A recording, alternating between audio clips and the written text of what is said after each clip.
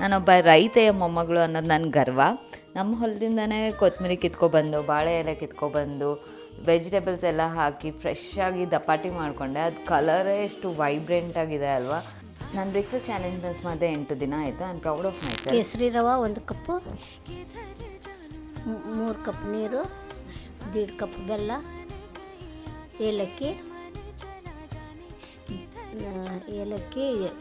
ಎಳ್ಳು, ನೀರನ್ನು ಬೆಲ್ಲದಲ್ಲಿ ಹಾಕಿ, ಬೆಲ್ಲ ನೀರಲ್ಲಿ ಹಾಕಿ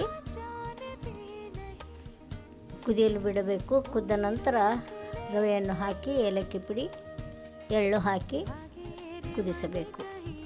ಅಜ್ಜಿ ಹೇಳಿದಾಗೆ ಸಜ್ಕ ಮಾಡಿದೆ. ಆ್ಯಂಡ್ ಬಾಳೆ ಎಲೆ ಊಟ ಇಸ್ ಮೈ ಫೇವ್ರೆಟ್. ನಮ್ಮ ಉತ್ತರ ಕರ್ನಾಟಕದವ್ರಿಗೆ ತಿಂಗಳಲ್ಲಿ ಒಂದ್ಸಲ ಅಟ್ಲೀಸ್ಟ್ ಎಣ್ಣೆ ಸ್ನಾನ ಇಸ್ ಅ ಮಸ್ಟ್. ಈ ಜೀವನ ಶೈಲಿನಲ್ಲಿ ಮರ್ತೇ ಹೋಗಿತ್ತು. ಅಜ್ಜಿ ಕೈಯಿಂದ ಎಣ್ಣೆ ಸ್ನಾನ ಮಾಡಿಕೊಂಡು ಆಹಾ ನಿದ್ದೆ ಮಾಡಿದೆ, ಒಳ್ಳೆ ರೆಸ್ಟ್ ಆಯಿತು.